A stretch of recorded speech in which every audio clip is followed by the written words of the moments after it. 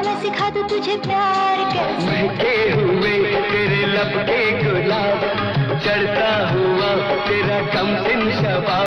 जब से जवानी आई एक मुसीबत लाई, जब से पतली कमर ने तिरछी नजर ने, पतली कमर ने तिरछी नजर ने। हवा हवा नगीला नगीला, हवा हवा नगीला नगीला। लेट 80s 90s के इन सॉन्ग्स में जमकर अंग प्रदर्शन कर रही ये एक्ट्रेस हैं किमी कार्डकर। ये जब फिल्मों में लॉन्च हुई तब बॉलीवुड का माहौल ये था कि एक्ट्रेसेस को बस चुंबन दृश्य, बेड सीन या हीरोज के मनोरंजन के लिए ही फिल्मों में रखा जाता था।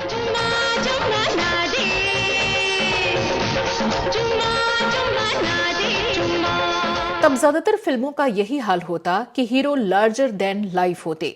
वो फिल्मों में मार धाड़ करते, गुंडे से माँ बहन का बदला लेते और बीच बीच में एक हॉट सेक्सी हीरोइन आकर उनका मनोरंजन करती, जिसका काम बस हीरो के दाएं बाएं घूमना और नाचना गाना होता।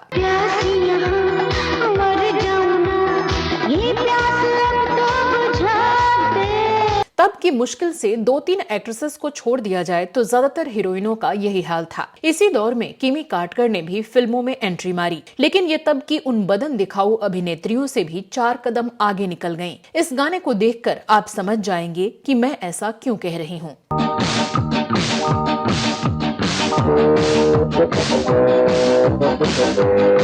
फिर क्या था, ऊंचे लंबे कद वाली ये एक्ट्रेस अपने हॉट फिगर, सेक्सी अंदाज और बोल्डनेस की वजह से मसाला कमर्शियल फिल्म मेकर्स की पहली पसंद बन गईं। मेरे दिल ने तुझे चाहा, तेरा नाम। हालांकि तब जनरली खूबसूरत चेहरे मोहरे वाली लड़कियां ही फिल्मों में एज अ हीरोइन कास्ट की जाती थीं, लेकिन किमी के केस में इनकी फेशियल ब्यूटी को 0 बताया गया, पर फिर भी ये खूबसूरत हीरोइनों को रिप्लेस करने लगी। वजह साफ थी, हद से ज्यादा एक्सपोज करने की अद्भुत आसमानी कला।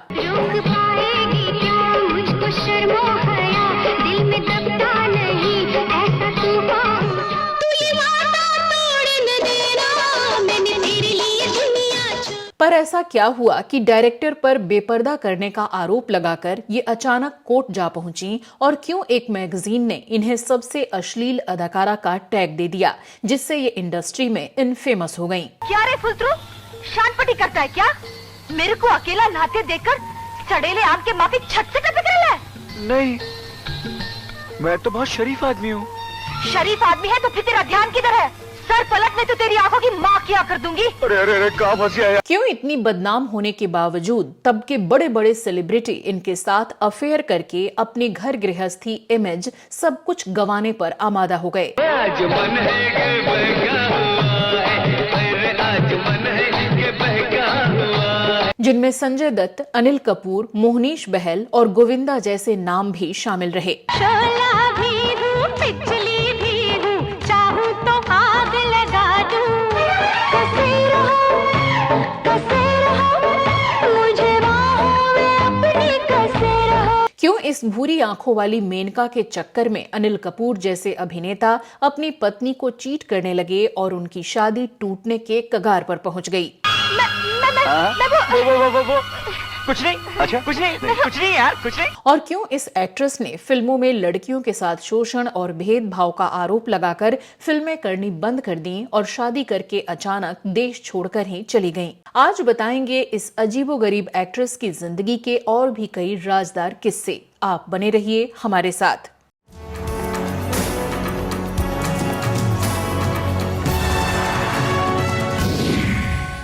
नमस्कार दोस्तों, मैं हूं श्वेता जया और आप देख रहे हैं फिल्मी बातें। मेरे पास आओगे, मेरे साथ नाचोगे।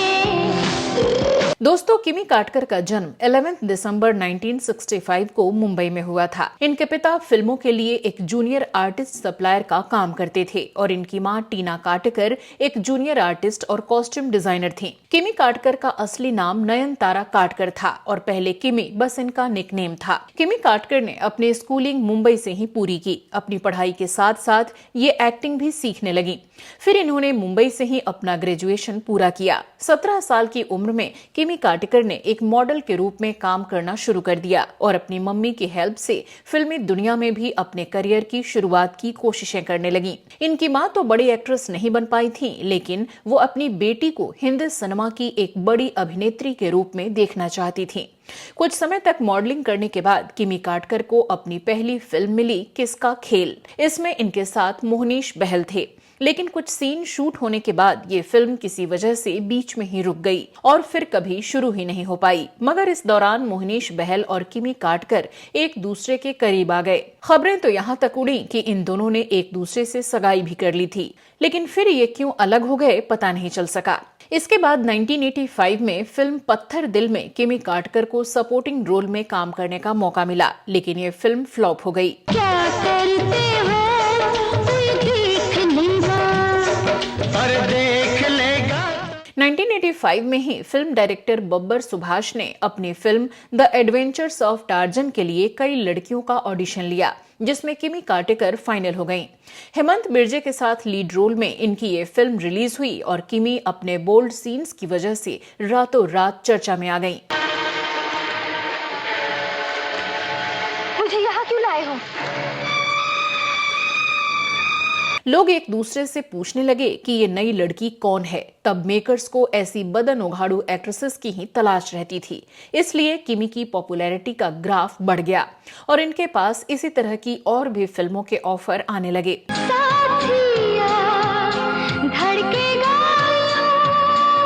दिल तेरा। लेकिन बताया जाता है कि इस फिल्म में किमी ने अपनी मर्जी से ये सारे बोल्ड सीन नहीं दिए थे, बल्कि इसके पीछे भी एक अजीब सी कहानी थी जिसकी चर्चा करना जरूरी है, क्योंकि इससे किमी की पर्सनल लाइफ और करियर दोनों काफी अफेक्ट हुए। दरअसल इस फिल्म के निर्माता निर्देशक बी सुभाष ने जब इसकी हीरोइन फाइनल की थी तो इनसे एक कॉन्ट्रैक्ट भी साइन करवाया था, जिसमें काम करने की शर्तों का ब्यौरा था। लेकिन लीड रोल पाने की एक्साइटमेंट में किमी ने उसे पढ़े बिना ही साइन कर दिया। फिर जब शूटिंग शुरू हुई तो सेट पर पहले दिन से ही इन्हें इतने छोटे और स्किनी कपड़े पहनने को दिए जाने लगे कि ये हैरान हो गईं। पर ये कॉन्ट्रैक्ट साइन कर चुकी थी तो कुछ बोल भी नहीं सकती थी। लेकिन असली तमाशा तब हुआ जब एक बार शूटिंग के दौरान किमी पर स्विमिंग पूल में एक सीन फिल्माया जाना था। इस दिन इन्हें बिना किसी इनर वियर के एक ट्रांसपेरेंट टॉप पहनने के लिए दिया गया, लेकिन जब किमी इसे पहनकर स्विमिंग पूल में उतरी तो झटका लगा और इनका वो टॉप भी स्लिप हो गया और ये पूरी तरह से बिना कपड़ों के रह गईं। कैमरे ऑन थे जिनमें सारा मोमेंट रिकॉर्ड हो गया। फिर किमी तुरंत संभली और शूट वहीं रोक दिया गया। तब किमी और इनकी मां डायरेक्टर से रिक्वेस्ट करने लगी कि इस सीन को फिल्म से हटा दिया जाए और इस रिकॉर्डिंग को भी डिलीट कर दिया जाए, लेकिन बी सुभाष ने ऐसा कुछ भी करने से साफ इनकार कर दिया। इसके बाद किमी और इनकी मम्मी ने कोर्ट जाने का फैसला किया और ये मामला मीडिया में भी खूब उछलने लगा। कोर्ट की कार्यवाही शुरू हुई तो बी सुभाष ने बेंच के सामने किमी कार्टिकर का साइन किया हुआ कॉन्ट्रैक्ट लेटर दिखा दिया। फिर अदालत ने इस पर सुनवाई के लिए आगे की तारीख दी, लेकिन इससे पहले कि कोर्ट इस पर अपना कोई फाइनल फैसला देती, डायरेक्टर ने फिल्म रिलीज कर दी। फिर क्या था, किमी का वो बेपर्दा सीन पूरी दुनिया के सामने आ गया और इसी के साथ किमी एक बोल्ड और बिंदास एक्ट्रेस करार दे दी गई।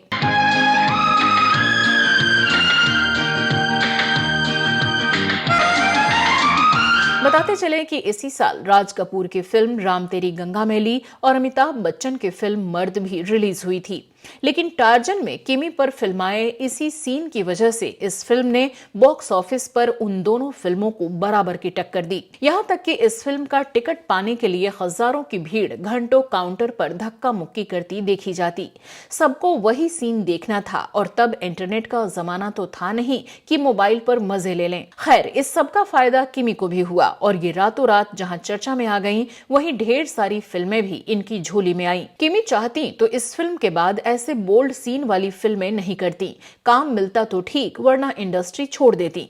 लेकिन किमी ने ऐसा कुछ भी नहीं किया और कंप्रोमाइज करके अपनी इस इमेज को ही अपना हथियार बनाने का रास्ता चुना। इसके बाद 1986 में दोस्ती दुश्मनी फिल्म में इन्हें कास्ट किया गया। 1987 में मेरा लहू और मर्द की जुबान, 1988 में दरिया दिल, धर्म युद्ध, शिव शक्ति, तमाचा, इंतकाम, मुजरिम, सोने पे सुहागा आदि फिल्मों में किमी कार्टिकर ने काम किया। दिल पे मेरे लिख दो सनम, ये लो कागज ये लो कलम।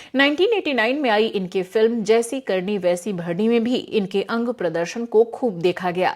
इस फिल्म में इनके अपोजिट गोविंदा थे। महके हुए तेरे लब के गुलाब, चढ़ता हुआ तेरा कमसिन शबाब। इसके बाद 1991 में किमी कार्टर की सबसे सफल फिल्म आई हम। इस फिल्म में इन्हें बॉलीवुड के शहंशाह अमिताभ बच्चन के साथ अभिनय करने का मौका मिला। चुम्मा चुम्मा दे चुम्मा। ये फिल्म किमी कार्टर के करियर को फर्श से अर्श पर पहुंचाने वाली साबित हुई।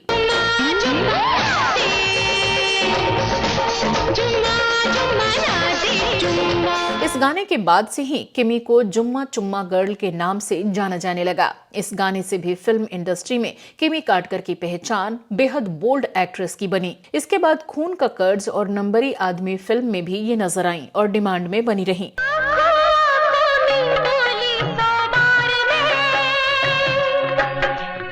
हालांकि ये सभी फिल्में मल्टी स्टारर ही होती थीं और इनमें एक्ट्रेसेस का काम उतना ही होता जिसकी चर्चा हमने वीडियो की शुरुआत में की थी। हो या जवां हो, जब प्यार जागे। इसी बीच फिल्मों में काम करने के दौरान किमी कार्टर के लव अफेयर्स की भी खूब चर्चा होने लगी। इनका नाम उस जमाने के कई दिग्गज अभिनेताओं के साथ जुड़ा, जिनमें संजय दत्त, अनिल कपूर का नाम सबसे ज्यादा उछला। एक्टर मोहनीश बहल से रिश्ते के बारे में तो हम शुरू में आपको बता ही चुके हैं। इसके अलावा गोविंदा के साथ भी किमी कार्टर के रिलेशनशिप की खूब चर्चा रही और समय समय पर ये खबरें मीडिया की सुर्खियां बनती रहीं। तब कुछ फिल्मी मैगजीन्स ये भी छापते कि उस दौर में अगर फिल्मों की आउटडोर शूटिंग होती थी तो पैकअप होने के बाद फिल्म का हीरो होटल में अपने रूम में नहीं जाता, बल्कि ज्यादातर केसेस में ये तय माना जाता कि वो एक्ट्रेस के रूम में ही जाएगा। हाल के दिनों में कपिल शर्मा शो में एक वेटरन एक्टर राहुल रॉय ने भी ये सेम बातें कही थीं, जिस पर हंगामा मच गया था।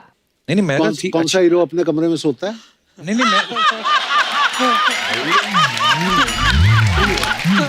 और इसमें सिर्फ किमी का ही नाम शामिल नहीं था, बल्कि नामों की लंबी चौड़ी लिस्ट बताई जाती। खैर, तो किमी कार्टर ने संजय दत्त के साथ सिरफिरा, खून का कर्ज और तेजा जैसी कई फिल्मों में काम किया। चर्चा रही कि इन्हीं फिल्मों की शूटिंग के दौरान दोनों एक दूसरे को डेट करने लगे। यहाँ तक कि किमी के परिवार वालों ने एक्ट्रेस के प्यार को मंजूरी भी दे दी। संजय अक्सर किमी के घर पर जाया करते थे। बताते हैं कि किमी की मां टीना कार्टर संजय दत्त के लिए उनकी पसंद का खाना भी बनाया करती थी।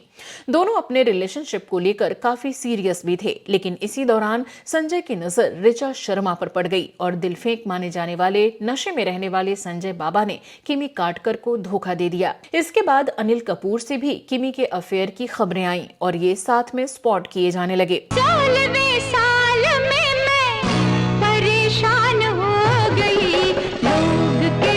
एक इंटरव्यू में किमी कार्टर ने खुलासा करते हुए कहा कि एक बार अनिल कपूर ने उनको राज बब्बर से बात करते हुए देख लिया था और उसके बाद इन पर खूब चीखे चिल्लाए थे और बुरा भला कहा। बताया जाता है कि 1984 में सुनीता कपूर से शादी करने के बाद अनिल का ये एक्स्ट्रा मैरिटल अफेयर किमी कार्टर के साथ शुरू हुआ था, यानी वो अपनी पत्नी को चीट कर रहे थे। तब अनिल अक्सर अपनी फिल्मों के प्रोड्यूसर्स को इनका नाम सुझाया करते, जिससे साथ में मजे करने का मौका मिल जाए। बताया जाता है कि जब अनिल की पत्नी सुनीता को इस बारे में पुख्ता पता चला, तब वो एक दिन अचानक फिल्म के सेट पर पहुंच गईं और दोनों को साथ टाइम पास करता देख आग बबूला हो गईं।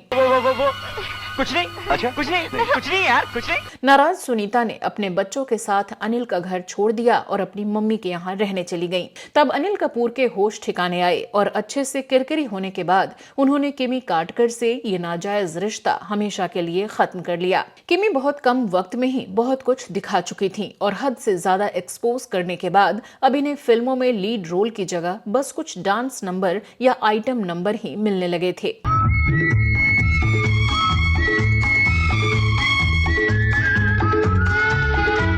किमी कार्टर के अधिकतर डांस नंबर गोविंदा के अपोजिट होते और तभी शुरू हुआ चिची और किमी का अफेयर।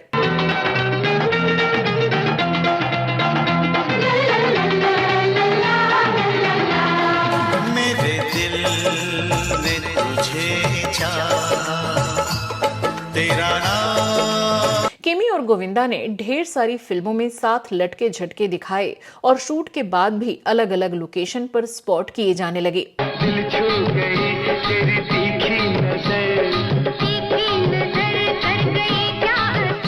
1987 में ही गोविंदा की शादी हो चुकी थी और वो भी किमी के साथ रिलेशनशिप में रहकर अपनी वाइफ सुनीता को धोखा दे रहे थे। लंबे समय तक ये अफेयर चला और दोनों ने किसी की परवाह नहीं की। साल 1992 में किमी की एक फिल्म आई, जुल्म की हुकूमत। इसके बाद इन्होंने फिल्मों को अलविदा कह दिया और सबको चौंकाते हुए अचानक शादी कर ली। किमी काटकर बॉलीवुड के जाने माने फोटोग्राफर और प्रोड्यूसर शांतनु शौरी की दूसरी पत्नी बनी थी।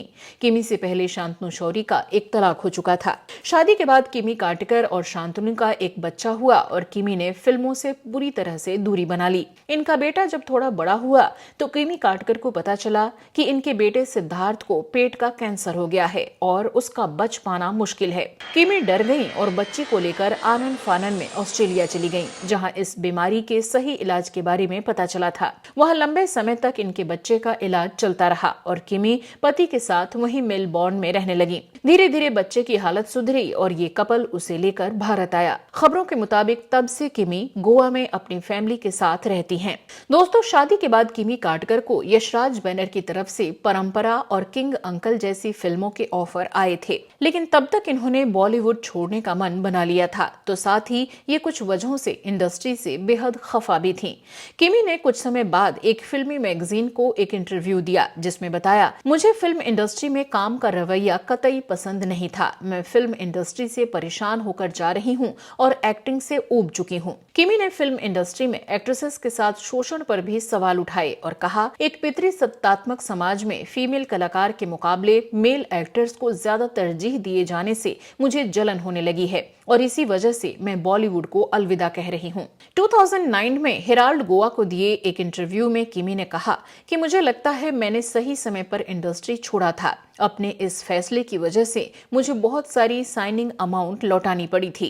अपने 7 साल के फिल्मी करियर में किमी काटकर ने लगभग 50 फिल्मों में काम किया और अपने बेहद बोल्ड अंदाज के चलते हमेशा सुर्खियों में छाई रही। हालांकि किमी ने इंडस्ट्री के लोगों पर जो आरोप लगाए थे, उस तरह की बातों में कितनी सच्चाई हुआ करती है, ये तो अब हर कोई अच्छे से जानता है। लेकिन किमी ने भी अपनी एक्टिंग से ज्यादा अपनी बॉडी को ही भुनाया और सस्ते आसान तरीके से उसी इंडस्ट्री में बनी रही। किमी काटकर अब अपनी फैमिली के साथ गोवा में रहती हैं और कभी कभी किसी आर्ट शो या सोशल इवेंट में भी दिख जाती हैं। 90s की अपनी दोस्त पूनम ढिल्लो के साथ कुछ दिन पहले इनकी एक फोटो सामने आई थी। किमी 59 साल की हो चुकी हैं और एज के साथ इनका लुक भी काफी बदल गया है। अब किमी एक गुमनाम जिंदगी जी रही हैं। तुम मुझे भले ही अपनी जिंदगी से दूर कर दो, लेकिन मैं तुम्हें हमेशा अपनी जिंदगी के करीब समझूंगी। दोस्तों, जब भी फिल्म इंडस्ट्री की बोल्ड और बिंदास अभिनेत्रियों की चर्चा होगी, किमी काटकर का नाम जरूर लिया जाएगा। तो दोस्तों, आपको हमारा ये वीडियो कैसा लगा, कमेंट बॉक्स में लिखकर जरूर बताइएगा और किमी काटकर या 90s की फिल्मों के बारे में अपने थॉट्स भी जरूर शेयर कीजिएगा। फिलहाल मुझे दीजिए इजाजत। नमस्कार।